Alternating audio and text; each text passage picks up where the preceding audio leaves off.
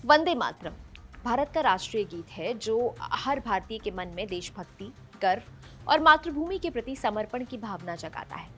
ये सिर्फ एक गीत नहीं बल्कि भारत की संस्कृति और आत्मा का प्रतीक है, जो 150 से ज्यादा सालों से भारतीयों को प्रेरित कर रहा है।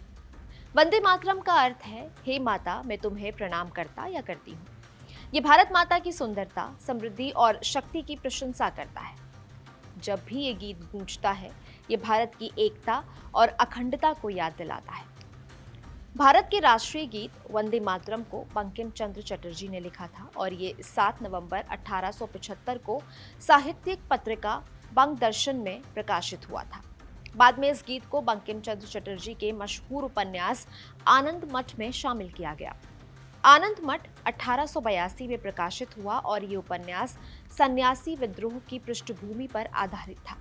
सन्यासी विद्रोह 1763 से 1800 के बीच हुआ था। वास्तव में ये विद्रोह बंगाल प्रेसिडेंसी, उस दौरान बिहार और उड़ीसा भी इसी का हिस्सा थे, ब्रिटिश ईस्ट इंडिया कंपनी के खिलाफ हिंदू सन्यासियों और मुस्लिम फकीरों के नेतृत्व में लगातार चलने वाला सशस्त्र विद्रोह था। विद्रोह के प्रमुख कारणों में ब्रिटिश नीतियों के कारण होने वाला आर्थिक शोषण, टैक्स की ऊंची दर और तीर्थ यात्रियों पर लगे प्रतिबंध शामिल थे। इसका नेतृत्व पंडित भवानी चरण पाठक, देवरानी चौधरी और मजनू शाह जैसे नेताओं ने किया था। धार्मिक आजादी रिपोर्ट को लेकर भारत ने अमेरिकी आयोग पर सवाल उठाए। आनंद मठ उपन्यास इसी पृष्ठभूमि पर है, लेकिन इसमें सन्यासियों के विद्रोह का ही जिक्र है, फकीरों का नहीं। उपन्यास पर मुस्लिम विरोधी भावनाएं भड़काने के आरोप भी लगे थे, लेकिन स्वाधीनता आंदोलन के दौरान वंदे मातरम गीत राष्ट्रीय भावनाओं को अभिव्यक्त करने का माध्यम बन गया। 1896 में कांग्रेस पार्टी के कलकत्ता अधिवेशन में पहली बार इसका गायन हुआ और गाने वाले थे गुरुदेव रविंद्रनाथ टैगोर। उस साल कांग्रेस के अध्यक्ष थे रहमतुल्लाह सयानी। 1905 में बंगाल विभाजन के दौरान तो इस गीत को और लोकप्रियता मिली। ये गीत पूरे बंगाल का गीत बन गया। लेकिन इसी दौरान मुस्लिम लीग की स्थापना होती है और स्वाधीनता आंदोलन में सांप्रदायिकता का प्रवेश होता है। ऐसी स्थिति में वंदे मातरम पर भी सवाल उठने लगे।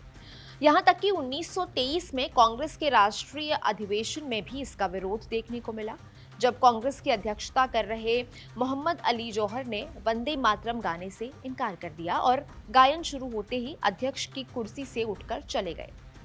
धीरे धीरे ये मुद्दा तूल पकड़ता गया और मुस्लिम लीग ने आरोप लगाना शुरू कर दिया कि कांग्रेस मुसलमानों पर देवी देवताओं की आराधना थोप रही है, जबकि उनके लिए मूर्ति पूजा हराम है। दूसरी ओर हिंदू संप्रदायवादी इस गीत और इसके शीर्षक वंदे मातरम का इस्तेमाल देशभक्ति से ज्यादा मुस्लिम विरोध के नारे के रूप में करने लगे। 1937 में कांग्रेस पार्टी का अधिवेशन फैजपुर में हुआ, जिसकी अध्यक्षता जवाहरलाल नेहरू ने की। नेहरू के नेतृत्व में गीत के केवल पहले 2 छंदों को अपनाया गया और बाद के छंद, जिसमें दुर्गा की स्तुति थी, उन्हें हटा दिया गया और वंदे मातरम के इसी रूप को 1950 में संविधान सभा ने राष्ट्रीय गीत घोषित किया। इतिहासकारों की माने तो इसे रविंद्रनाथ टैगोर ने भले ही गाया था, लेकिन 1937 में कांग्रेस अधिवेशन में जब इसे शामिल करना था तो यही राय बनी कि इसमें एक जगह मंदिर आया है, 2 जगह दुर्गा आई है, तो मुसलमानों को ये स्वीकार नहीं होगा। और जिस कमेटी ने इसकी सिफारिश की उसमें सुभाष चंद्र बोस थे, मौलाना आजाद थे और आचार्य नरेंद्र देव थे। समिति के फैसले को महात्मा गांधी ने प्रस्ताव के तौर पर रखा और फिर कांग्रेस पार्टी ने इसे स्वीकार किया।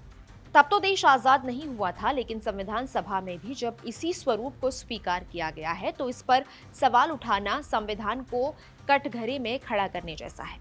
पूरी तरह विचार विमर्श के बाद ही इसे उस संविधान सभा ने स्वीकार किया है, जिसकी अध्यक्षता डॉक्टर राजेंद्र प्रसाद कर रहे थे। उनके मुताबिक स्वतंत्रता के बाद तो सब कुछ संविधान है, रूल ऑफ लॉ तो संविधान ही है, संविधान के ऊपर कुछ नहीं है। ये तो संविधान को नकारना हुआ। पश्चिम बंगाल की सियासी जंग जीतने के बाद प्रधानमंत्री नरेंद्र मोदी भी अपनी फुल फॉर्म में नजर आ रहे हैं। नई कैबिनेट की पहली ही बैठक में सरकार ने एक ऐसा ऐतिहासिक फैसला लिया है जिसने देश की सियासत में हलचल पैदा कर दी है। अब बंकिम चंद्र चटर्जी द्वारा रचित वंदे मातरम को राष्ट्रगान जन गण मन के बराबर का दर्जा दे दिया गया है। ये केवल एक घोषणा नहीं बल्कि कानूनी रूप से अब वंदे मातरम उतना ही शक्तिशाली हो गया है जितना हमारा राष्ट्रगान। सरकार ने राष्ट्रीय गौरव अपमान निवारण अधिनियम में संशोधन को मंजूरी दे दी है, जिसके बाद इस गीत का अपमान करना अब सीधे जेल की सलाखों के पीछे पहुंचा सकता है। कैबिनेट के फैसले के अनुसार अब अधिनियम की धारा 3 में बदलाव किया जाएगा। इस संशोधन के बाद यदि कोई व्यक्ति जानबूझकर वंदे मातरम के गायन में बाधा डालता है तो उसे 3 साल तक की कैद या भारी जुर्माना या दोनों भुगतना होगा। अगर कोई दोबारा यही गुस्ताखी करता है तो कम से कम 1 साल की जेल अनिवार्य होगी। वही नियम और पाबंदियां लागू होंगी जो तिरंगे, संविधान और राष्ट्रगान के लिए निर्धारित हैं। संयोग देखिए कि ये फैसला तब आया है जब देश वंदे मातरम की 150वीं वर्षगांठ मना रहा है। पीएम मोदी ने पहले ही साफ कर दिया था कि तुष्टीकरण की राजनीति की वजह से इस कालजयी गीत को सांप्रदायिक रंग दिया गया और इसे वो सम्मान नहीं मिला जिसका ये हकदार था। अब गृह मंत्रालय के नए निर्देशों के बाद सरकारी कार्यक्रमों में इसके सभी 6 अंतरों का गायन अनिवार्य होगा। बीजेपी ने बंगाल चुनाव में वंदे मातरम को बंगाली अस्मिता और राष्ट्रवाद का सबसे बड़ा चेहरा बनाया था। बंकिम चंद्र चटर्जी की विरासत को सम्मान देकर मोदी सरकार ने न केवल अपनी विचारधारा को मजबूती दी है बल्कि विरोधियों को भी बैकफुट पर धकेल दिया है। आपका इस पर क्या कहना है? आप कमेंट सेक्शन में अपनी राय जरूर दे सकते हैं। मैं हूं गरिमा, कैमरा के पीछे मेरे साथी अली। आप देख रहे हैं कड़क। शुक्रिया।